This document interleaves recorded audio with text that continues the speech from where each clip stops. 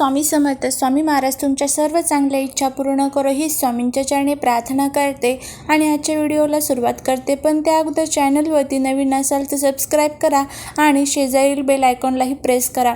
उद्यापासून पितृपक्ष चालू झालेला आहे आणि प्रत्येक पितृपक्षामध्ये आपल्याला काही असे नियम असतात. या नियमांचं आपल्याला पालन करायचं असतं. आपण जर या नियमांचं पालन केलं नाही तर बघा अनेक अडचणींना आपल्याला सामोरे जावे लागतं. मग पितृपक्षामध्ये आपण किती पितरांची सेवा करतो बरं, पण तरीही त्या सेवेचा काही उपयोग होत नाही. कारण आपल्याकडनं ह्या चुका होत असतात आणि ह्या चुकांमुळेच आपल्याला आपल्या सेवेचं फळ हे मिळत नसतं. त्यासाठीच उद्यापासनं 15 दिवस, आता 15 दिवस पितृपक्ष चालणार आहे. त्यामुळे 15 दिवस आपल्याला आपल्या घरामध्ये ह्या 2 भाज्या अजिबात करायच्या नाही आहे. चुकूनसुद्धा या 2 भाज्या आपल्याला खायच्या नाही आहेत. कारण ह्या 2 भाज्या जर आपण आपल्या घरामध्ये खाल्ल्या तर अनेक अडचणींना आपल्याला सामोरे जावे लागते. आता पितृपक्षामध्ये काही नियमसुद्धा आपल्याला पाळायचे असतात. तर हे नियम प्रथम तुम्हाला सांगते. त्यातला पहिला नियम म्हणजे पितृपक्षामध्ये नख कापली जात नाही. पितृपक्षामध्ये पुरुषांनी दाढी केली जात नाही, कटिंग केली जात नाही. त्याचबरोबर पितृपक्षामध्ये आपल्याकडनं कोणाचा अपमान होणार नाही याची सुद्धा आपल्याला काळजी घ्यायची असते. पितृपक्षामध्ये खोटं अजिबात बोलू नका. पितृपक्षामध्ये आपल्या घरामध्ये शांत वातावरण आपल्याला ठेवायचं असतं. आता पितृपक्षामध्ये महत्त्वाचं म्हणजे आता दाढी कटिंग आणि नख वगैरे केली जात नाही किंवा कट केली जात नाही. तर आता हे महत्त्वाचं आहे आपल्यासाठी. कारण हे 15 दिवस तर आपण असंच राहू शकत नाही. तर त्यामुळे आपल्याला आता हे नियम तर पाळणं शक्य नसतं. तर काही हे जे महत्त्वाचे आता मी तुम्हाला नियम सांगणार आहे तर हे आपल्याला पाळायचेच आहे. तर त्यातला पहिला महत्त्वाचा नियम म्हणजे पितृपक्षामध्ये आपल्याकडनं आपल्या पितरांची सेवा झालीच पाहिजे. त्याचबरोबर पितृपक्षामध्ये पिंपळाच्या झाडाला आपल्याला पाणी टाकायचं असतं. पिंपळाच्या झाडावरती आपले पितृ येऊन बसलेले असतात. तर त्यामुळे पितृपक्षामध्ये पिंपळाच्या झाडाची आपल्याकडनं सेवा झालीच पाहिजे.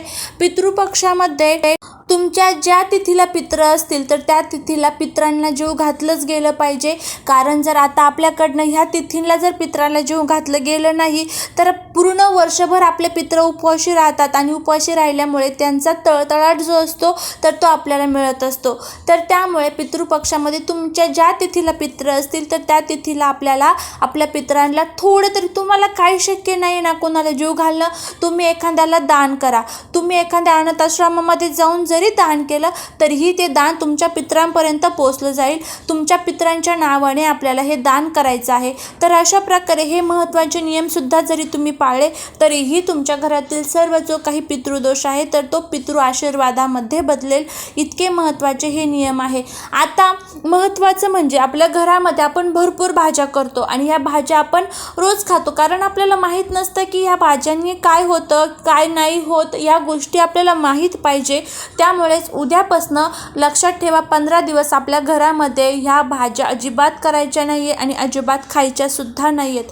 तर कोणत्या भाज्या आहेत त्या? पहिलं म्हणजे कोबीची भाजी. कोबीची भाजी सर्रास प्रत्येक घरामध्ये केली जाते. रोज 2 दिवसाला कोबीची भाजी केली जाते. त्यामुळे लक्षात ठेवा जोपर्यंत पितृपक्ष आहे, पितृपक्षामध्ये ब्राह्मण जर तुमच्या घरी जेवायला येणार असेल तर कोबीची भाजी आवर्जून टाळायची आहे. त्याचबरोबर तुम्ही सुद्धा पितृपक्षात कोबीची भाजी खायची नाही आहेत. दुसरी महत्त्वाची गोष्ट, दुसरी भाजी कोणती आहे तर ती म्हणजे तुम्हाला भोपळा माहीत असेल बघा, ज्याचा आपण पेढा तयार करतो किंवा भोपळ्याची भाजी आपण घरामध्ये करतच असतो. तर ती भोपळ्याची भाजी आपल्याला आपल्या घरामध्ये पितृपक्षात अजिबात खायची नसते. तर ह्या 2 महत्त्वाच्या भाज्या आहेत तर ह्या आपल्याला अजिबात खायच्या नसतात. आता पुढच्या काही भाज्या आहेत तर त्यासुद्धा आपल्याला खायच्या नसतात. तर त्यातलं तिसरं म्हणजे हरभऱ्याची जी भाजी असते ना, जे काळे हरभरे असतात बघा, तर ती भाजीसुद्धा आपल्याला खायची नसते. तर ह्या 3 भाज्या ज्या आहेत तर त्यासुद्धा आपल्याला आवर्जून टाळायच्या आहेत. पुढचं महत्त्व म्हणजे कोणत्या भाज्या खाल्ल्या गेल्या पाहिजेत तर मेथीची भाजी खाल्ली गेली पाहिजे. मेथीची भाजी आपल्या पितरांसाठी आपण तयार केली पाहिजे. ज्या दिवशी तुमचे पित्र तुमच्या घरामध्ये जेवण्यासाठी येणार आहेत तर त्या दिवशी आवर्जून तुम्ही मेथीची भाजी आपल्या घरामध्ये पितरांना जेवण्यासाठी द्या. दुसरं कोणती भाजी आहे तर भेंडीची भाजी. त्यानंतर पुढचं म्हणजे वांगंसुद्धा आपल्याला आपल्या घरामध्ये खायचं नसतं बघा पितृपक्षामध्ये. कांदा लसूण सुद्धा आपल्याला या दिवशी वर्ज्य असतो, म्हणजे या पितृपक्षामध्ये कांदा लसूण सुद्धा आपल्याला खायचा नसतो.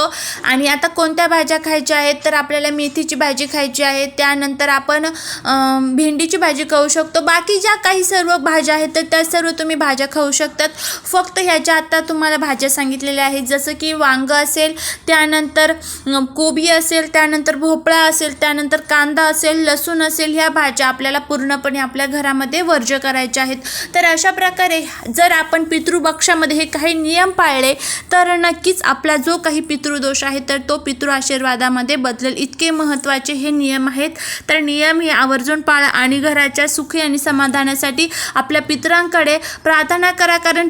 कारण पितृदोष जर असेल तर तुम्ही कितीही उपाय करा, कितीही सेवा करा, त्याचा काहीच फायदा हा आपल्यासाठी होत नसतो. पितृदोष पहिला आपल्याकडनं आपल्या डोक्यावरनं घालवणं महत्त्वाचं असतं. त्यामुळे उद्या आपल्याला आवर्जून पितृपक्ष चालू होणार आहे, तर उद्यापासून घरात ह्या भाज्या अजिबात करू नका. झालेली सेवा महाराजांच्या चरणी अर्पण करते. श्री स्वामी समर्थ.